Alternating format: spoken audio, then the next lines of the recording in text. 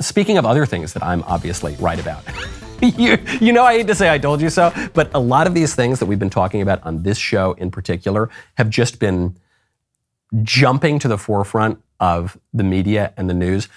I've said for a long time, abortion is not about freedom. Abortion is not about the right to choose, and you choose this and I choose this, and we all just kumbaya, man. I've said abortion is a religious sacrament, that all politics ultimately is religious. If you think that your politics is not rooted in religion, you're probably really superstitious, actually. You're probably involved in a caricature of religion, because necessarily when we're making moral decisions and ethical decisions, they come down to religion. I said abortion is especially vulnerable to that.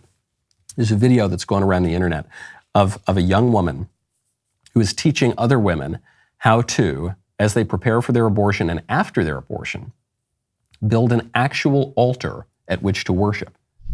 Building an altar for your abortion can be a really cathartic procedure, can be a really cathartic process, because it just creates a space for your sacred container where you can return to whenever you want to meditate, whenever you want to think deeply, or contemplate any aspect of your abortion.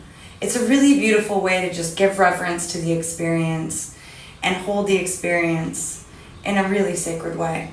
I also really like to add the abortion pills themselves to the altar to really bless the pills that we're going to be taking into our bodies during this process, and place the container of which you plan to put the products of conception or the fetal remains within, to catch that after you've passed it and save it for later when we find a way to bury, or otherwise to where we find a way to properly dispose of the fetal remains in a way that gives reverence and respect and support to this sacred abortion experience.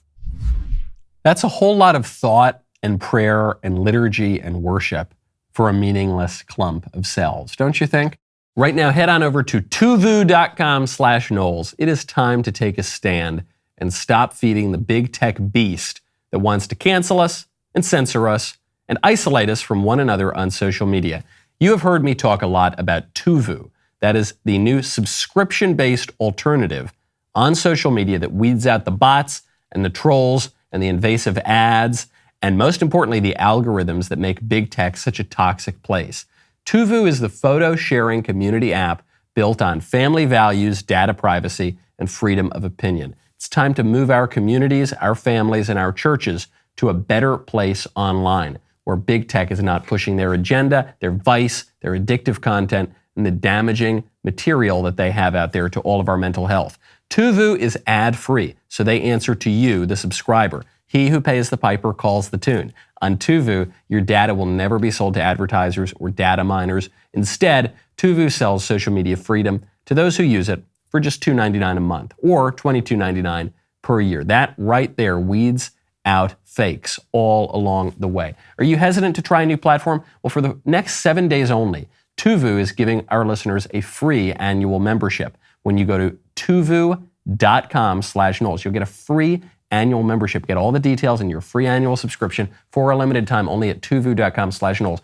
Head on over there right now. Do not miss this opportunity. tuvu.com/Knowles, or look for the Tuvu app on Google Play or the App Store.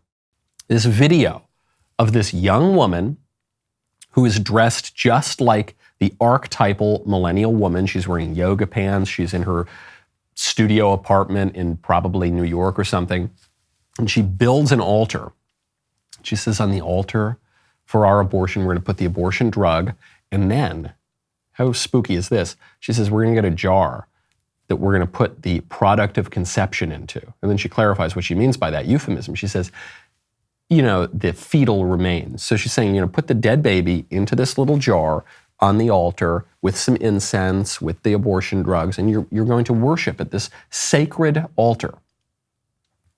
People are looking at this and they're saying, oh my gosh, this is the craziest thing ever. Oh, can you believe this? Yes, I can believe this, because it's not the craziest thing ever. This is the norm in human history. It is a human sacrifice, an actual, visible, undeniable human sacrifice And that is the norm. Not killing babies is the exception in human history.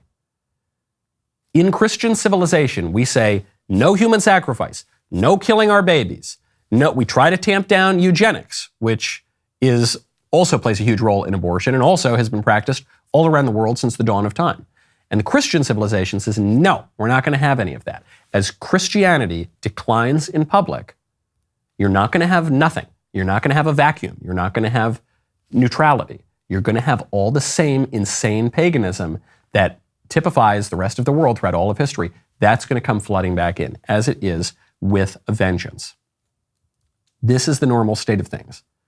If you don't like that normal state of things with the human sacrifice and the bacchanals and the orgies and the demon worship and all that kind of stuff, if you don't like that, then it is incumbent upon us to re-Christianize our political order. You hear the libs crying about Christian nationalism, as the rise of Christian nationalism, as though this is the worst thing in the world.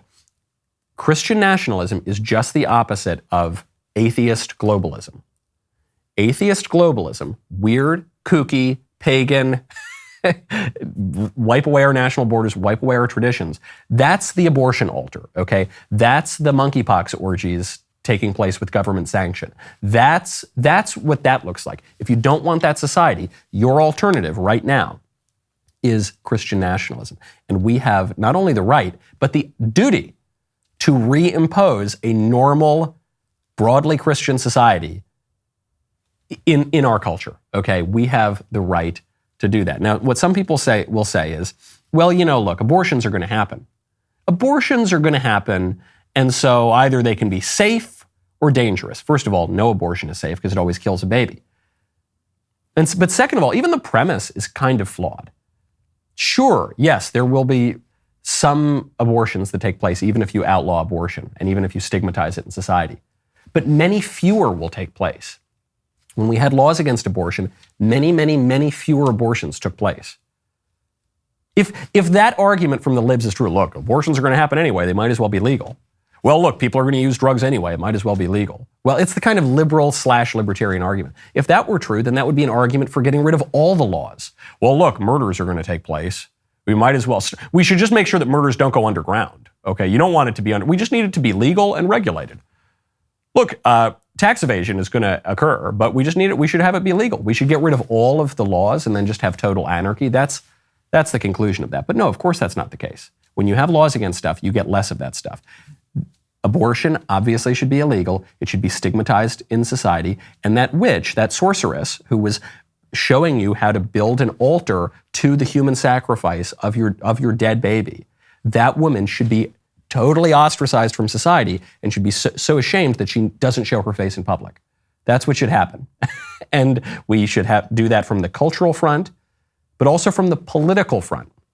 Because politics is downstream of culture, but culture is also downstream of politics. They kind of work in tandem. It's actually very difficult to differentiate between the two.